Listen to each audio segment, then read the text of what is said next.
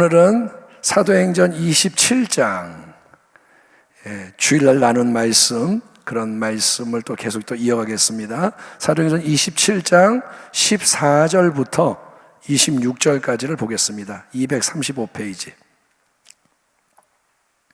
사도행전 27장 14절에서 26절. 찾으셨으면 우리 교독합니다.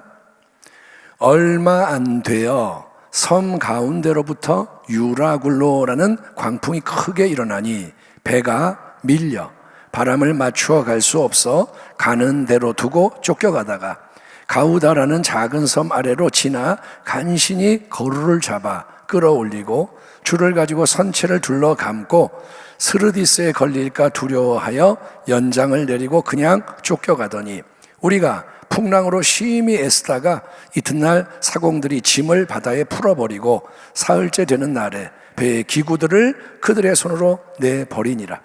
여러 날 동안 해도 별도 보이지 아니하고 큰 풍랑이 그대로 있음에 구원의 여망마저 없어졌더라. 여러 사람이 오래 먹지 못하였음에 바울이 가운데 서서 말하되 여러분이여 내 말을 듣고 글에 대해서 떠나지 아니하여 이 타격과 손상을 면하였더라면 좋을 뻔하였느니라.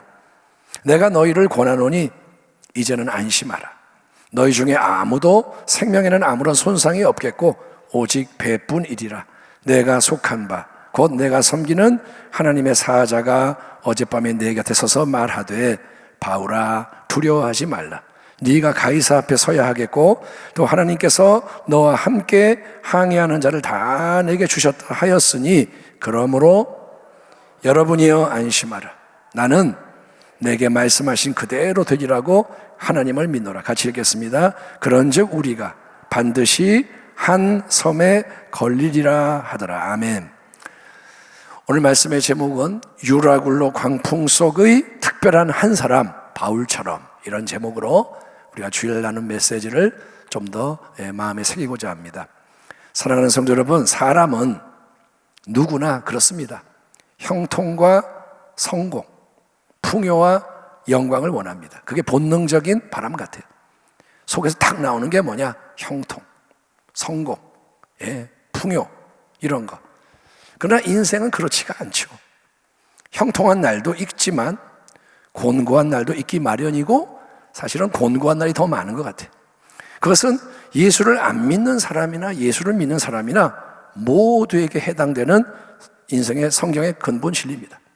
전도서에 하나님이 형통한 날도 만드시고 곤고한 날도 주시고 섞어서.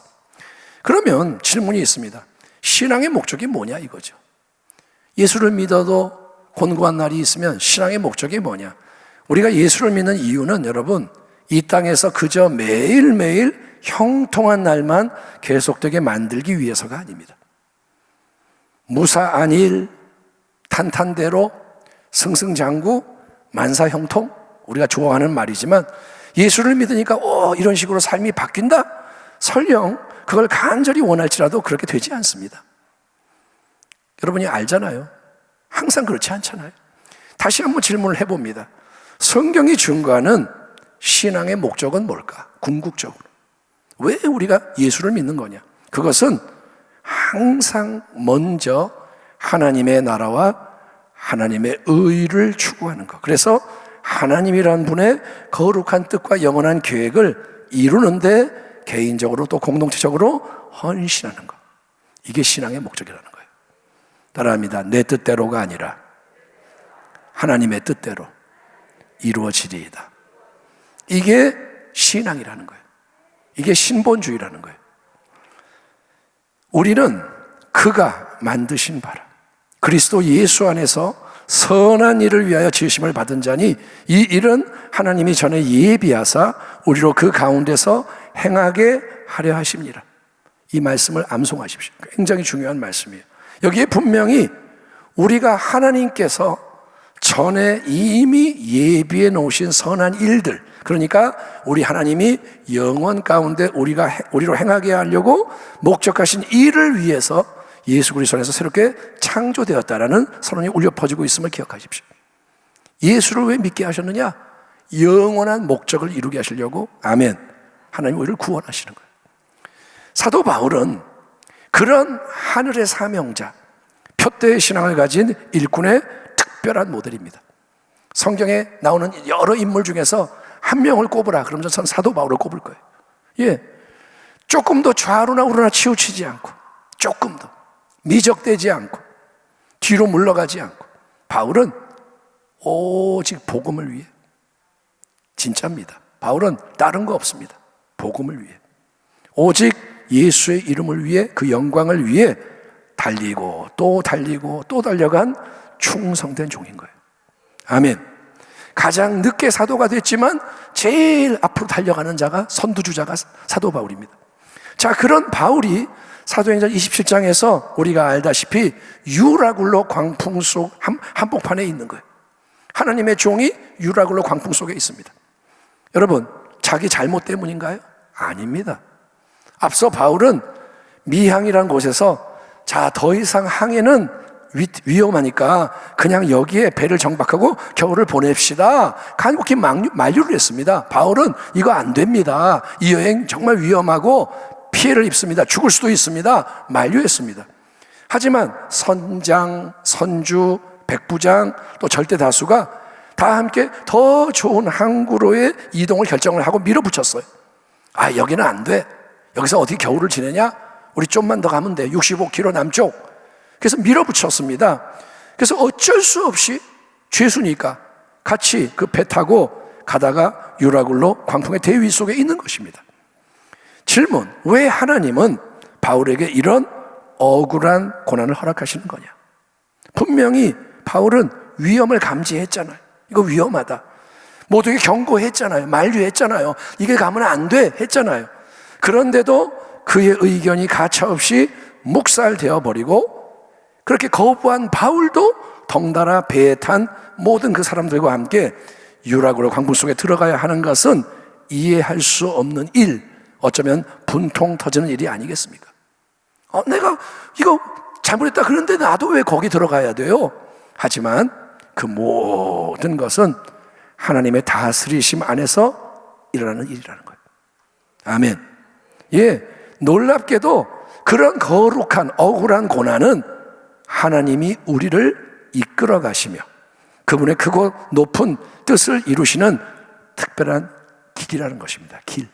따라합니다. 고난이 길이다. 한번 따라합니다. 거룩한 고난은, 크게 합시다. 거룩한 고난은 하나님의 목적을 위해 꼭 필요한 복된 길이다.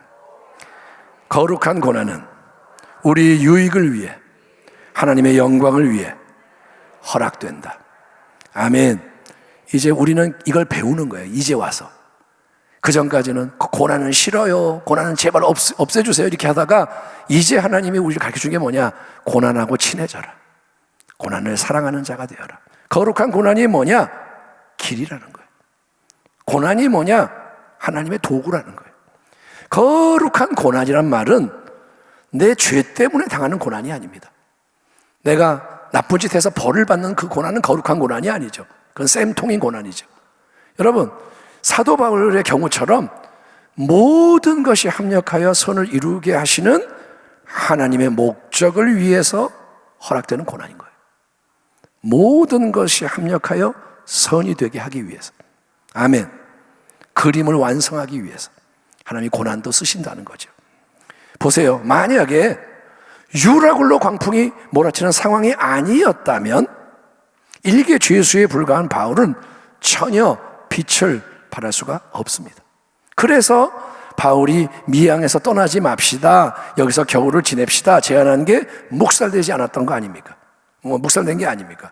바울이 일개 죄수니까, 유라굴로 광풍이 없으니까 사람들은 뭔 소리야, 이 바보 같은 놈, 그래가지고 묵살하는 거예요. 야, 남풍이 순하게 불잖아, 뭔 소리야? 바울이 틀린 거예요, 사람들이 볼 때. 갑자기 유라굴로 광풍을 만나기 전까지는 전문가인 선장, 요즘은 전문가 시대죠, 전문가가 이렇게 말했어요, 그러면 끝나는 거예요. 그 다음에 돈 많은 선주, 돈으로 주물럭주물럭 하는 사람, 권세 가진 백부장, 또 다수의 의견, 이런 게 세상 만사를 지배하는 것처럼 보입니다. 유라굴로 광풍이 없을 때는 돈 많은 사람이 하자는 대로 되고 전문가가 하자는 대로 되고 권세 가진 자가 힘을 실으면 되고 다수가 결정하면 되는 거예요. 그렇게 세상이 돌아가는 것처럼 보입니다. 하지만 강조합니다. 유라굴로 광풍이 오니까, 배를 덮치고 흔드니까 모든 게 달라지는 거예요. 상황이 180도 바뀝니다. 하나님이 우리에게 지금 계속 깨닫게 하시는 게 그거예요. 앞으로는 유라굴로 광풍이 온다. 지금의 상황이 아니라는 거예요. 그래서 그 누구도 어찌할 수가 없어요. 유라굴로 광풍이 오면 선장 아무 소용없어요. 선주의 돈 아무 소용없어요. 백부장의 권세 아무 소용없어요. 다수의 의견 아무 소용없어요. 여러분, 아무도 대책이 없어요. 모두가 살 소망이 끊어진 절체절명의 위기가 오는 겁니다. 아, 이렇게 망하는구나, 이렇게 나도 죽고 우리 가정도 죽고 온 나라 민족 다 죽는구나. 이게 유라굴로 광풍입니다. 그 절체절명의 위기 가운데 드디어 사도 바울이 홀로 분연히 일어나 찬란하게 빛을 발합니다. 모두에게 생명과 복을 흘려보내는 하나님의 통로로 쓰임받는 대반전과 역전의 역사가 일어나게 되는 거예요. 아멘. 바울이 말합니다. 딱 가운데 서가지고 내가 너희를 권하노니 이제는 안심하라. 276명 바울까지 그 많은 사람들 앞에서 바울이 뭐냐? 전부 주목, 안심하세요. 됐어요. 너희 중 아무도 생명에는 아무런 손상이 없겠고 오직 배뿐이지라. 내가 속한 바 곧 내가 섬기는 하나님의 사자가 어젯밤에 내 곁에 서서 말하되 바울아 두려워하지 말라. 네가 가이사 앞에 서야 하겠고 또 하나님께서 너와 함께 항해하는 자를 다 내게 주셨다 하였으니 그러므로 여러분이여 안심하라. 나는 내게 말씀하신 그대로 되리라고 하나님을 믿노라. 아멘. 아멘. 따라합니다. 나는 내게 말씀하신 그대로 되리라고 믿노라. 따라합니다. 나는 하나님과 그분의 말씀을 믿노라. 아멘. 이게 신앙 고백인 거예요. 계속 우리가 하는 말은 그거예요. 나는 하나님을 믿습니다. 말씀을 믿습니다. 아멘. 모든 것을 뒤흔드는 유라굴로 광풍 속에서는 모든 다른 힘과 자원, 인간의 지혜와 힘, 세상의 방법, 자원이 먹히지 않습니다. 통하지 않습니다. 계절이 바뀐 거예요. 전문가, 물주, 권세자, 다수, 세상의 경험, 지식, 실력, 전통, 자원, 인맥 등 모든 게 쓰잘데 없어지는 거예요. 진짜입니다. 하나님이 지금 우리에게 하시는 말씀이에요. 니네가 중요하게 여기는 거 유라굴로 광풍 속에는 다 쓸데없다. 돈이 50억 있어요? 유라굴로 광풍 속에서 뭐 할 거예요? 내가 대통령이에요? 광풍 속에서 뭐 할 거예요? 여러분, 그런데 바로 그때가 사랑하는 여러분 하나님의 때라는 거예요. 그때가 하나님의 때. 하나님이란 분이 안 계신 것 같죠? 그분이 본격적으로 일하시려고 나서시는데, 아멘. 하나님이 짜잔 이렇게 하시는 때예요. 짜잔 한번 해볼까요? 짜잔. 하나님 지금 짜잔 안 하시잖아요. 하나님이 계신지 안 계신지. 근데 하나님이 짜잔 하시는 때가 위기의 때란 말이에요. 그때 모든 것 위에 좌정하고 계시는 영원한 하나님, 지금도 보좌에 앉아 계신 그분, 아멘. 계시나요? 안 보여요. 근데 계세요. 그걸 아는 게 믿음이란 말이에요. 아멘. 따라합니다. 나의 하나님은 살아계십니다. 내가 욥의 상황이 돼도 하나님은 하나님이신 거예요. 내가 잘 될 때만 하나님 감사합니다가 아니라 내게 주신 걸 다 가져가셔도 하나님은 하나님이십니다. 예, 그 하나님이 이제 그분의 입으로부터 나오는 말씀으로, 그분은 살아계세요. 그래서 말씀을 하시는 거예요. 그 말씀으로 어둠 속으로, 풍랑 속으로, 유라굴로 속으로 빛을 비추십니다. 그리고 하나님은 믿음의 동역자를 통해서 새 일을 행하시는 거예요. 아멘. 보세요. 하나님이 천사를 보냈잖아요. 그럼 바울 없이 천사를 보내면 되잖아요. 그 배 안에다가 천사 보내서 얘들아 내가 하나님의 사자야 이러면 되잖아요. 그런데 하나님은 바울에게 천사로 말씀하시고 바울이 말씀을 전하게 하는 거예요. 만약에 소돔 고모라 성에 의인 10사람이 있었더라면 그 죄악의 성이 멸망하지 않았을 것입니다. 만약에 유라굴로 광풍 가운데 바울이 함께 배 안에 타고 있지 않았더라면 수백 명의 사람들이 멸망하고 말았을 겁니다. 하나님 앞에서는 그분의 편에 단호하게 서 있는 창조적인 소수가 중요한 거예요. 아멘. 하나님은 많은 사람을 원하시는 게 아니에요. 하나님 물론 모두가 돌아오기 원하시지만 하나님의 일에 길을 여는 데는 많은 사람이 참여하는 게 아니라는 거죠. 우리는 잘못 생각하는 게 많아요. 수만 명이 모여서 기도하면 하나님이 들으신다? 꼭 그런 거 아니에요. 여러분, 단 한 사람으로 인해서라도 모두가 은혜의 보호와 공급과 인도를 받는 반전과 역전의 역사가 일어날 수 있다는 겁니다. 단 한 명이, 바울과 같은 한 명이 일어나면. 아멘. 그래서 끝난 게 아니라는 거예요. 따라합니다. 아직은 끝난 게 아니다. 따라합니다. 끝까지 끝난 게 아니다. 하나님이 계시기 때문에 끝난 게 아니에요. 하나님이 안 계시면 끝났어요. 근데 하나님이 영원하신 분이고 전능하신 분이기 때문에 하나님이 계시라는, 하나님이 끝 하기 전까지는 끝난 게 아니라는 거예요. 마지막 때인 이때는 우리가 유라굴로 광풍이 사방에서 이제 몰려온다는 것을 알고 있어야 됩니다. 안일하지 마세요. 지금까지 괜찮은데요? 남풍이 불 때는 그렇게 생각해요. 근데 갑자기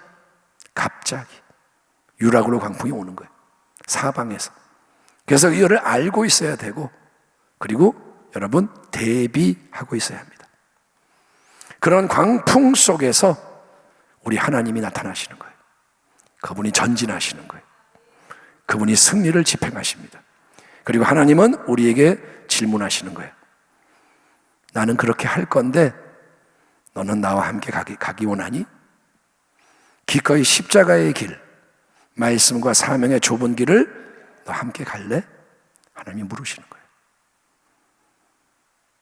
너는 뜻을 정해라. 말로만 주여 주여 하지 말고 유라굴로가 왔을 때 하나님의 사람으로, 하나님의 백성으로 빛을 발하든지 아니면 그냥 망하든지 너는 어떤 길을 가고 싶니? 더욱더 그러니 말씀과 기도와 성령의 충만, 회개와 결단, 계속되는 순종과 섬김 연합으로 유라굴로 광풍 속에 특별한 한 사람 바울처럼 하나님과 함께 일어나 빛을 발할 수 있도록. 아멘. 그때가 올 때 지금을 위해서 내가 준비하고 있었군요 하는 자가 될 수 있도록 새 역사를 위해 무장하고 훈련되어가는 우리 모두가 되기를. 아멘. 한 번의 예배를 드려도 그런 목적으로 예배하는 거예요. 아멘. 예. 이거 왜 해요? 맨날 똑같이. 그 마음을 회개하라는 거예요. 하나님이 언제 역사하실지 몰라요. 아멘. 예. 지혜로운 자가 되기를 주의 이름으로 축원합니다. 하나님 감사합니다.